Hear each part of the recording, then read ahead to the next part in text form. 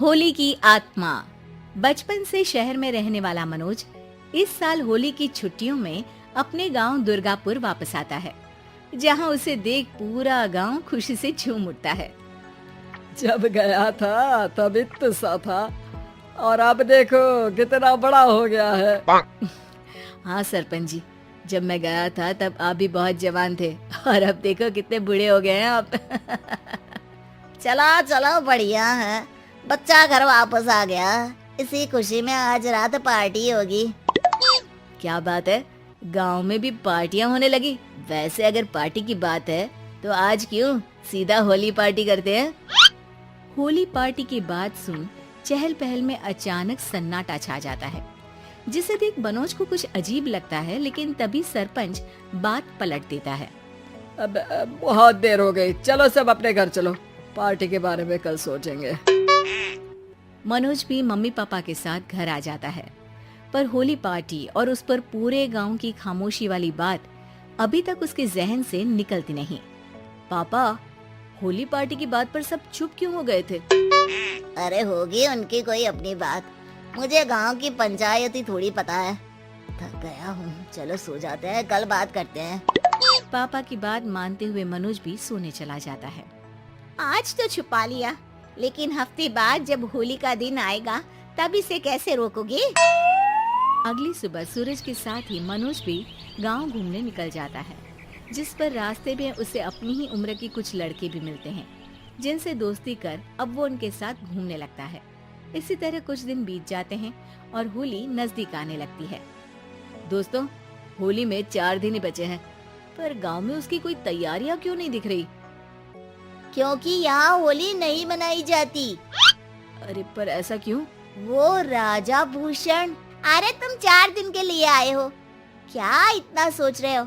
चलो कुछ खाने चलते हैं। इसी के साथ एक बार फिर होली की बात को टलते हुए देख मनोज को शक होने लगता है।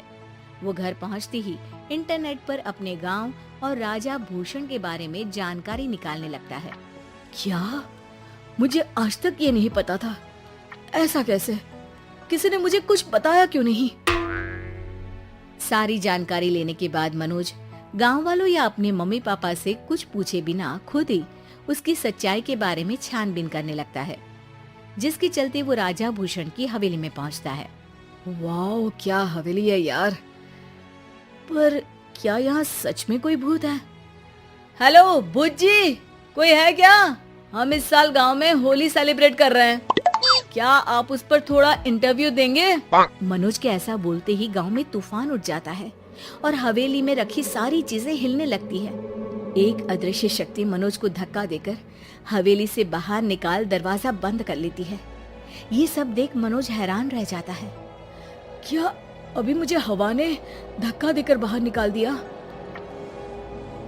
मेरे होते हुए इस गांव में कभी होली नहीं मन सकती, इसलिए दोबारा ऐसी कोशिश भी मत करना, अंजाम बुरा होगा। आवाज सुन मनोज हैरानी से इधर उधर देखने लगता है, पर उसे कोई दिखाई नहीं देता। वो गांव वापस आ जाता है, जहां तूफान की वजह से सब कुछ तहस महस हो चुका होता है। आखिर ये तूफान आया कैसे? ना ऐसा कोई मौसम था और ना ही हमने होली का त्योहार मनाने की बात की थी। सरपंच की बात पर कोई रिएक्शन दिए बिना मनोज चुपचाप अपने घर चला जाता है। इस तरह देखते ही देखते होली का दिन भी आ जाता है और मनोज रंग लेकर गांव में निकल जाता है, लेकिन गांव पूरी तरह खाली होता है। अरे त्योहार का दिन है, धूमधाम की जगह मातम क्यों मनाया हुआ है? मनोज की आवाज सुन सब अपने घर की खिड़कियां खोल के घर के अंदर से ही उसे वापस जाने के लिए कहने लगते हैं, पर वो किसी की नहीं सुनता। तुझे पहले भी समझाया था, अगर होली खेलने की कोशिश भी की तो अच्छा नहीं होगा। अरे बात मान लो बेटा, तुम्हें सच नहीं पता। मुझे सब पता है। सालों पहले इस राजा ने एक अंधविश्वास फैलाया और आप लोग आज तक उसे मानते आ रहे हो। अरे बेटा, जब तुम पैदा भी नहीं हुए थे उससे भी बहुत पहले से इस गांव पर होली का श्राप है। अगर गांव में होली का त्योहार मनाया जाता है तो प्रलय आना पक्की बात होती है। राजा भूषण इस सब में नहीं मानते थे और त्योहार मनाने लगे, जिसके चलते होली वाले ही दिन पहले उनके बेटे की और फिर उनकी मृत्यु हो गई। तभी से गांव की रक्षा के लिए उनकी आत्मा उस हवेली में रह रही है। सबकी बातें सुन मनोज उलझन में पड़ जाता है।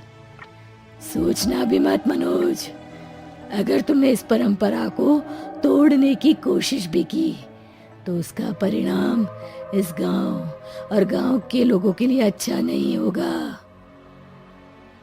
मुझे भी यकीन नहीं हो रहा कि आप लोग एक बेतुकी बात को मानकर सालों से रंगों के त्योहार को मातम की तरह मनाते आ रहे हो।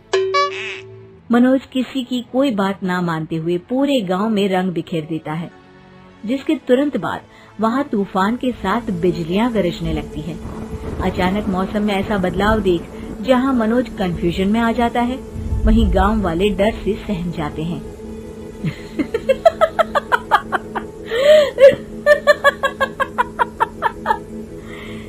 इस लड़के ने हमारे जैसे सिर्फ अपने स्वार्थ के लिए नहीं बल्कि पूरे गांव की खुशियों के लिए यहाँ होली मनाई है, जिस वजह से अब इस गांव पर होली का श्राप टूटता है।